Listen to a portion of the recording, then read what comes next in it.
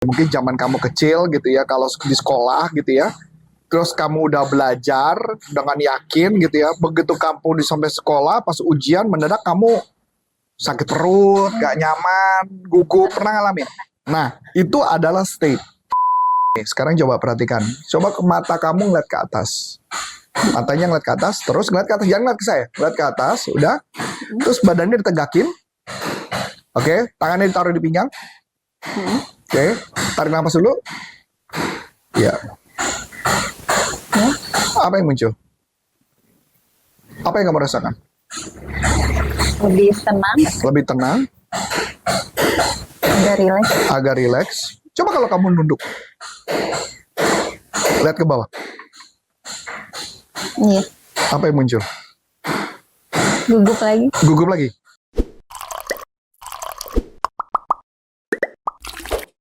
Satu hal yang sering bikin performa bisnis naik turun yaitu state management. Gimana sih caranya tetap tenang, fokus, dan semangat meskipun tekanan bisnis lagi tinggi atau hasil belum sesuai harapan? Yuk langsung aja kita ngobrol bareng Coach Ariel. Halo Coach. Coach, saya ada beberapa pertanyaan nih Coach yang mau saya tanyain. Menurut Coach, sebenarnya apa sih yang dimaksud dengan stage dalam NLP? Oke, state ya, state dalam NLP. Nah, state dalam NLP itu sama seperti contoh. Pernah nggak kamu kalau dulu waktu zaman, saya nggak tahu ya, mungkin zaman kamu kecil gitu ya, kalau di sekolah gitu ya, terus kamu udah belajar dengan yakin gitu ya, begitu kamu sampai sekolah, pas ujian mendadak kamu sakit perut, gak nyaman, gugup, pernah ngalamin? Nah, itu adalah state. Jadi, kalau dalam NLP, state itu adalah sebuah kondisi yang dimana pikiran dan tubuh itu menjadi satu bagian. Yang dimana ketika kamu ujian, yang harusnya kamu hafal, mendadak kamu gugup dan jadi lupa jawabannya. Nah, itu state. Nah, state itu juga berpengaruh ketika, misalkan kita ambil contoh, kalau misalkan gugup ya, gugup itu apakah membuat ujiannya jadi bagus? Enggak. Gugup itu malah membuat kamu menjadi kondisinya makin berantakan gitu. Maka state itu harus dikelola. Nah, cara ngelolanya gampang banget tuh. Cara ngelola state gitu ya, kalau Anthony Robbins sering ngomong, pikiran dan tubuh satu sistem, Richard Miller juga ngomong sama. Jadi, ketika dia gugup, dia harus mengubah posisi duduknya. Mengubah posisi dia tegaknya. Mengubah posisi cara dia berbicara. Mengubah posisi dia berdiri. Saya kasih contoh juga gampang. Dulu saya punya tim sales. Tim sales ini orangnya cepat gugup.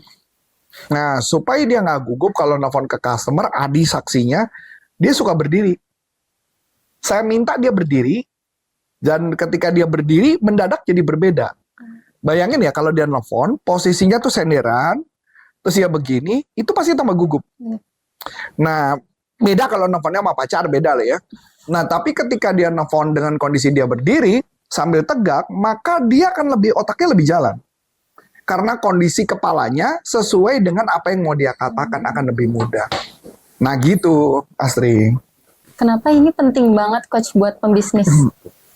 Ya balik lagi ya, kalau buat saya, ketika misalkan saya sebagai pembisnis, saya mau bernegosiasi dengan orang lain. Ketika saya bernegosiasi, mental saya sudah kalah sebelum berperang, maka apa yang terjadi? Negosiasi pasti gagal. Ya. Begitu juga kayak kita ambil contoh sepak bola lah. Apalagi barusan Indonesia bertarung melawan Jepang. 6-0 apa 6-1 di? 6-0. 6-0. Kenapa itu bisa terjadi? Karena mungkin bisa jadi mentalnya mereka pada saat bertemu sudah kalah. Sebelum mereka bermain sepak bola, mentalnya sudah kalah duluan. Nah, itu yang terjadi yang menyebabkan kenapa akhirnya mereka itu menjadi orang yang tidak percaya diri. Sama juga kayak kalau ada orang lagi bertarung gitu ya, kita tahu nih petinju menghadapi orang yang kelihatan lebih jago gitu ya, belum apa-apa dia udah nyeri duluan. Nah itu state itu berpengaruh banget dalam mental dia ketika dalam memutuskan, dalam keputusan dia pada saat melakukan tindakan. Begitu juga ketika dalam sebagai pebisnis. Karena kalau pebisnis itu mentalnya belum apa-apa, aduh gue nggak bisa nih kayaknya nih. Ini kayaknya nggak mampu deh gue. Nah, ketika dia mengatakan itu, apa yang terjadi? Ketika dia mengerjakan proyek-proyek tertentu, dia langsung tidak bisa. Sama seperti saya, kalau saya ditanya, saya bikin modul. Kalau modul-modul pelatihan yang susah, yang saya lakukan apa? Saya butuh relax dulu. Saya santai dulu 1-2 jam santai gitu ya. Ya tapi saya jangan kebablasan ya. Setelah 1-2 jam kemudian baru saya ngerjain, baru saya bisa ngelakuin. Kalau nggak bisa. Nah itu makanya kenapa state itu menjadi bagian penting supaya orang itu kondisinya tetap dalam excellent state, dalam kondisi yang luar biasa. Gitu. Coach, kalau misalnya cara ngatasin stage-nya lagi gugup, gimana Pak? Gampang. Tadi kan kata kuncinya adalah tubuh dan pikiran. Masih ingat cerita saya tadi? Ketika dia gugup, maka orang itu disuruh berdiri. Ya. Ketika dia berdiri, maka dia otomatis akan melupakan rasa paniknya. Begitu juga ketika orang panik. Ketika orang panik, maka apa yang terjadi? Karena kondisinya, state-nya tidak dalam kondisi yang bagus. Cara yang paling sederhana. Ini cara saya ya, cara sederhana. Misalkan saya kasih contoh, misalkan, saya kan tahu kamu lagi gugup nih. Sekarang coba perhatikan. Coba ke mata kamu ngeliat ke atas. Matanya ngeliat ke atas, terus ngeliat ke atas. Jangan ngeliat ke saya. Ngeliat ke atas, udah. Terus badannya ditegakin. Oke, tangannya ditaruh di pinggang. Oke, tarik nafas dulu. Ya. Apa yang muncul? Apa yang kamu rasakan? Lebih tenang, Lebih tenang, agak rileks. agak rileks. Coba kalau kamu nunduk. Lihat ke bawah. Iya, Apa yang muncul? gugup lagi. Gugup lagi. Berarti apa yang terjadi? Karena secara logika, orang yang nangis juga matanya cenderung lihat ke bawah. Iya. Kalau orang yang lihat ke atas, maka dia akan muncul adalah lebih ke power pose. Ini kan kayak tadi barusan saya nyuruh kamu tunduk ke bawah, matamu udah mulai berkaca-kaca tuh kelihatan tuh kan. Kayak mesti ngeliat ke atas. Nah kayak gitu. Karena ketika ngeliat ke atas, itu rasa gugup pun bisa langsung hilang. Hilang. Nah, masih ingat nggak tahu ya kalau di dulu waktu saya masih kecil, ketika kita dulu kalau kecil tuh ya, orang tuh kan sering kalau gendong bayi lagi nangis gitu. Ya. Bayi lagi nangis terus orangnya ngomong gini, cicek cicek cicek cicek gitu kan. Nah, mendadak anaknya akan diem tuh nangisnya. Kenapa? Karena dia fokusnya ke atas. Itu adalah metode state bagaimana merubah situasi.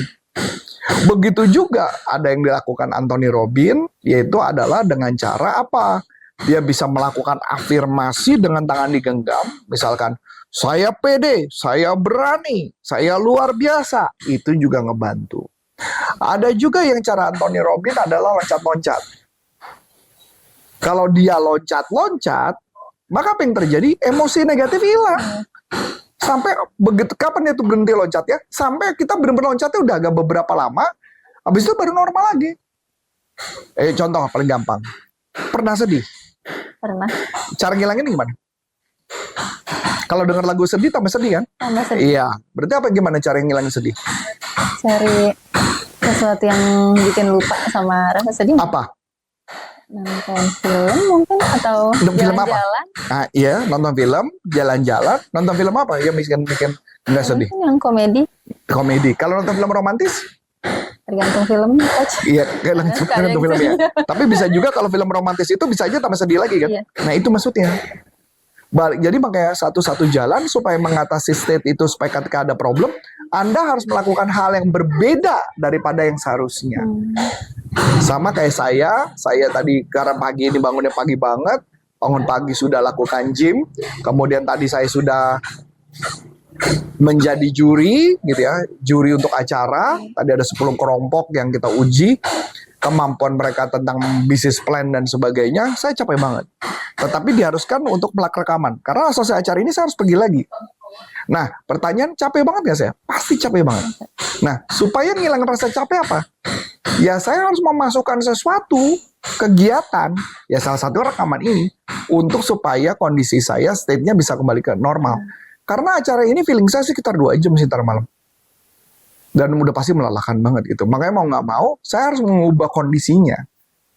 Saya harus merubah kondisinya supaya lebih semangat lagi. Itu gambarnya kayak gitu. Nah, itulah cara mengubah state. Coach pernah nggak sih ngalamin situasi chaos? Tapi gimana caranya biar coach tetap bisa perform? Kalau saya pernah ngalami itu. Yang saya lakukan adalah saya membatasi kalau pada saat saya chaos tersebut, saya membatasi ruang gerak saya. Ketika chaos masalahnya di rumah, saya membatasi bahwa masalah itu hanya terjadi di rumah, bukan di kantor dan sebagainya. Jadi itu yang saya batasi. Kalau nggak saya batasi, makanya apa yang terjadi? Kegiatan rumah dan kegiatan kantor akan bercampur jadi satu. Iya. Makanya tugas saya adalah membatasi semuanya. Nah, itu cara yang paling ampuh buat saya. Begitu juga tadi kalau lagi chaos tadi, ya tadi kamu mungkin lagi referensinya apa? Misalnya nyanyi kenceng-kenceng, ya udah gue nyanyi kenceng-kenceng. Nah, pada saat saya itu udah lega, baru bisa kerja fokusnya. Intinya adalah kita harus membatasi sih apapun informasi yang masuk di kepala kita. Oh gitu Coach. Wah menarik banget nih teman-teman. Kalau teman-teman ada pertanyaan seputar NLP, bisa banget tulis di kolom komentar. Sekian aku dari Astri. Dan saya Coach Antoni Sarif mengucap banyak terima kasih, sukses buat Anda. Sampai jumpa. NLP for Business untuk Indonesia. Bye-bye. Bye-bye.